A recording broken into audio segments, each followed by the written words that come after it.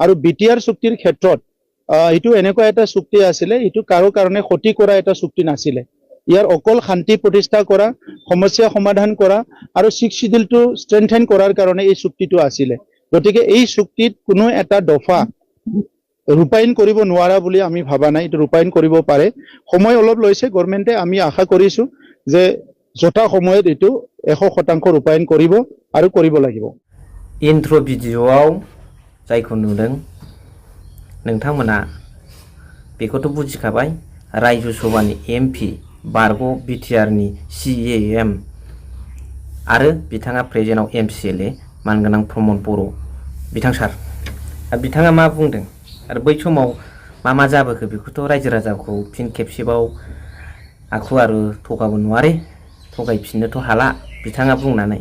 नाथाय मानिनाया मानिनांगोन, बयखौबो रेसपेक्ट होनांगौ। बिथाङाथ' गोरों, नेसनेल लेभेलावबो बिराद रिपर्टारफोरखौ फेजेनहैलायनो रायज्लायनो हायो।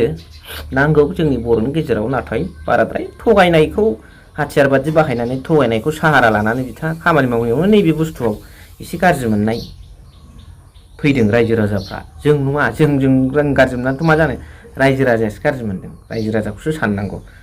बेनिफ्राय स्टेट लेभेलावबो बिथांजों बादि नांनायाव स्पिचफ्राव स्टुडिअ'आव रायज्लायबा हायो, बिथाङा साब्रै साबाखौ खेबसेनो फेजेननो हायो।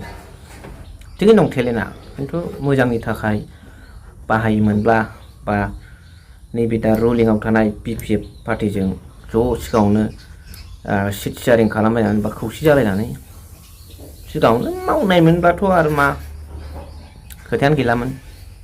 दा नैबे खोथाया बिटिआरनि दफाफ्रा इमप्लिमेन्टेसन जागोन, हार हाल में होगा, बे खोथाखौ बिथाङा बुंदों। दिनै खोरोमदाव औवारि मानगोनां एबसुनि बानसु आफादगिरि बिथाङा थ्रेटेनिं होबाय थानायखायसो बे खोथाखौ बुंखोना माखो साननांगौबो जायो। दा जागोन आरो जाथारगोन, मावफुंगोन। गावथ' रायजो सभानि MP जानानै थांबाय, 125th एमेन्डमेन्ट बिल अफ द इन्डियान कनस्टिटिउसन, बिनि खोथाखौ बिथाङा बुंलांबाय। दा बेवहाय गोबां खोथा हाबनानै थाबाय।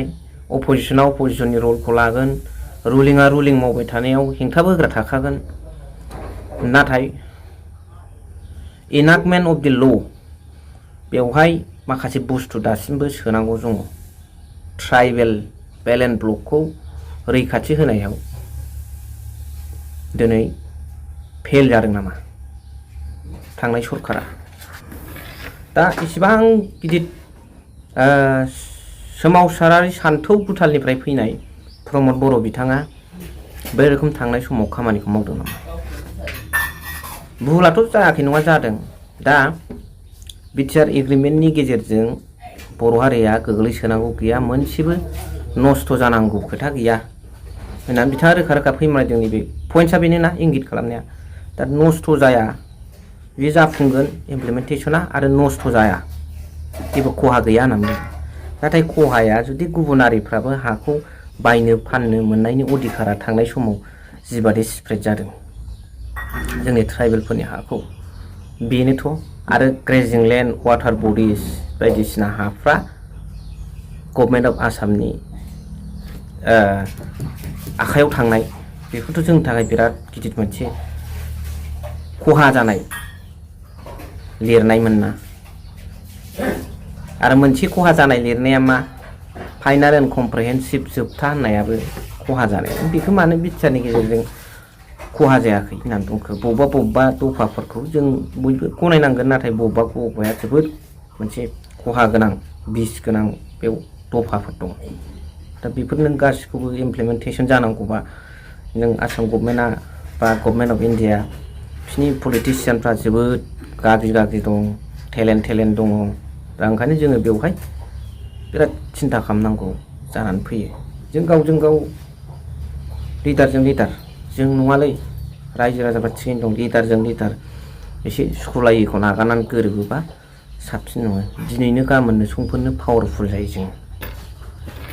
खहायाथ' बेनो, सान्थि सुक्ति जाखांनायनि उनाव आफ्टार पिस एग्रिमेन्ट दिनै मानो फेक इनकाउन्टार खालामनो मोनखो दिनै मानो बन लायग्रा सासे सुबुंखौ मेलेम गलायनाय गावथारनो मोनखो बिइं ए सिटिजेन अफ इन्डिया सासे भारतनि नागरिक हिसाबै बा बिटिसिनि सासे ट्राइबेल सुबुं हिसाबै बे रोखोम बिफां लाइफांजों सोमोन्दो गोनां थांनाय सुबुंफोरखौ माखासे वार्निं फाइन टाइन होनो हायो नाथाय बे रोखोम गोमनाय आवाजआ बे रोखोम जाथाया बिटिआर सुक्ति जाखांनायनि उनाव जादों बेफोरखौ रायखांनांगौ गैला थेवब्लाबो माखासे खोथायाव रायखांनांगौ जानानै फैयो दा ओंखायनो बबेबा खोथा बुंनाया सिगाङाव जा दुगा दुगा बुंबोबाय फेरेंगा सारमोन राकेश सारमोन प्रमद बर' सारमोना जिफेन बर' सारमोना नाथाय दा माखासे लेभेलखौ मावनानै दिन्थियोबा रायजो राजाफ्रा मोजां मोनो जिखुनु जाया नोंथांमोना जा मावो बर' हारिनि आरो बे ओनसोलनि जौगानायनि थाखाय